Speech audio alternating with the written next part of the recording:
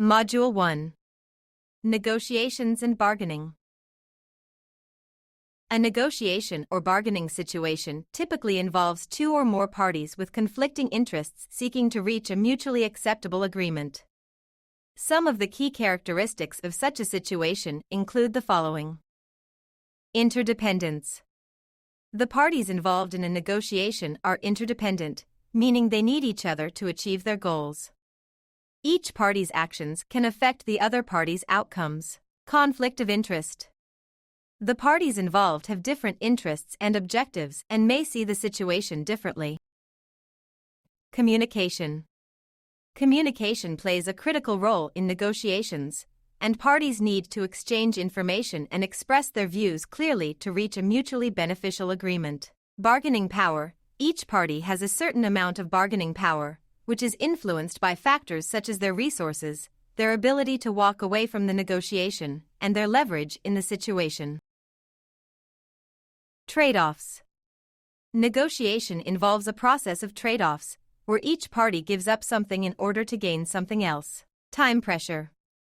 Negotiations may be subject to time constraints, and the parties involved may feel pressure to reach an agreement quickly. Complexity. Negotiations can be complex, with multiple issues to be resolved and various factors and considerations that need to be considered. Satisfaction with a negotiation. Satisfaction with negotiation is determined by the process through which an agreement is reached and by the actual outcome obtained by the negotiation. Negotiations are essential to everyday life, from personal relationships to business deals. The satisfaction of the parties involved often measures the success of a negotiation. Satisfaction with negotiation is determined by the process through which an agreement is reached and by the actual outcome obtained by the negotiation. The process of negotiation is critical to the satisfaction of the parties involved. A negotiation process that is respectful, collaborative, and transparent is more likely to lead to a satisfactory outcome. Effective communication is a critical component of the negotiation process. When parties communicate effectively, they can better understand each other's perspectives, identify areas of agreement, and explore possible solutions. Good communication also promotes trust and can help to build or maintain positive relationships between the parties. The outcome of a negotiation is the other key factor in determining satisfaction. The outcome should meet the goals and expectations of all parties involved. If the outcome is perceived as fair and reasonable, the parties are more likely to be satisfied.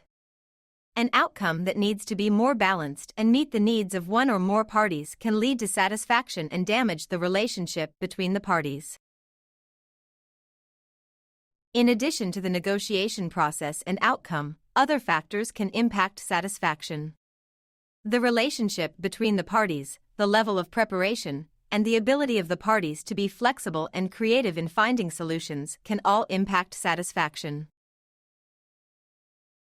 The bargaining range. The bargaining range refers to the range of possible outcomes acceptable to both parties, using a distributive beginning. It is the difference between the seller's minimum acceptable price and the buyer's maximum acceptable price. The bargaining range is essential in negotiations as it sets the boundaries for a successful agreement. When parties enter negotiations, each party has a target price or a desired outcome. The bargaining range is determined by the seller's minimum acceptable price, which is the lowest price they are willing to accept for the good or service they are offering, and the buyer's maximum acceptable price, which is the highest price they are willing to pay for the good or service. The bargaining range is the difference between these two prices. The bargaining range allows the parties to reach a mutually beneficial agreement. When negotiating within the bargaining range, both parties can compromise and find a solution that meets their needs. However, negotiating outside the bargaining range is unlikely to be successful as one or both parties would need to concede too much. Reciprocating concessions. Reciprocating concessions is an essential part of the negotiation process, and it involves conceding in exchange for a concession from the other party. While the concept is straightforward, Reciprocating concessions can take time and effort. One reason reciprocating concessions can be haphazard is that negotiations are complex and dynamic. The needs and priorities of the parties can change over time, impacting the willingness to make and accept concessions. Furthermore, parties may have different expectations about the number and scope of concessions that should be made.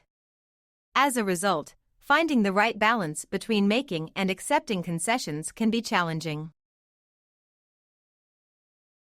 Another factor that can make reciprocating concessions haphazard is the potential for miscommunication. Parties may interpret concessions differently or need to fully understand the impact of a concession on the other party. Additionally, parties may need clarification about the underlying interests or goals driving the negotiation, making it challenging to identify mutually beneficial concessions. Finally, the emotions and personalities of the parties can also impact the process of reciprocating concessions. Negotiations can be stressful and challenging, and parties may become defensive or aggressive. This can lead to a breakdown in communication and make it challenging to identify areas of agreement. Voluntary process. Voluntary action in negotiation refers to an action taken by one party that is not required by law or contract, but is done voluntarily as a gesture of goodwill or to facilitate the negotiation process. Voluntary actions can build trust and rapport between the parties, leading to a more positive and collaborative negotiation environment. Examples of voluntary actions in negotiation include making a concession, providing additional information or resources, or agreeing to a non-binding trial period. By taking voluntary actions, negotiators can demonstrate their commitment to reaching a mutually beneficial agreement and increase the likelihood of a successful outcome.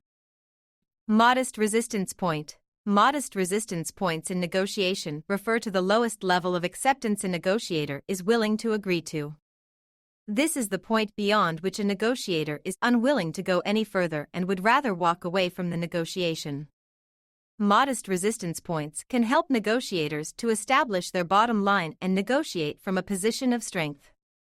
By clearly understanding their resistance points, negotiators can avoid making concessions detrimental to their interests and ensure that any agreement reached is consistent with their goals and objectives. Distributive bargaining. In distributive bargaining, the goal is to divide a fixed amount of resources between the parties involved. To achieve the best outcome for oneself, a negotiator should focus on the following 4 crucial tactical tasks. Identify the other party's resistance point.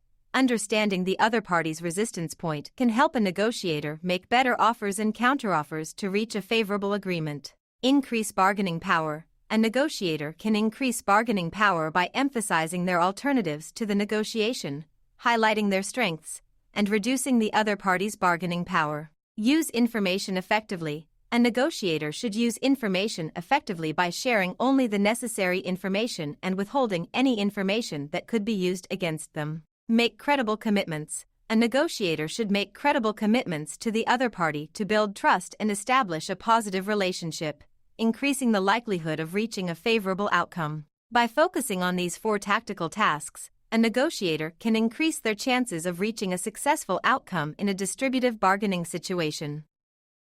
Interests and negotiations. Interests refer to the underlying reasons or motivations that drive a party's position in a negotiation.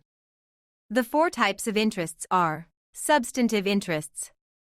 These are the real negotiated issues, such as price, quantity, delivery, etc. Process interests. These are the procedural issues that affect how the negotiation takes place, such as timing, location, agenda, etc. Relationship interests. These concerns are about the future relationship between the parties, such as trust, reputation, and communication. Identity interests. These concern how the negotiation affects one's self-image or sense of worth, such as status, recognition, and respect. Understanding and addressing all 4 types of interests can help negotiators create more value and achieve better outcomes.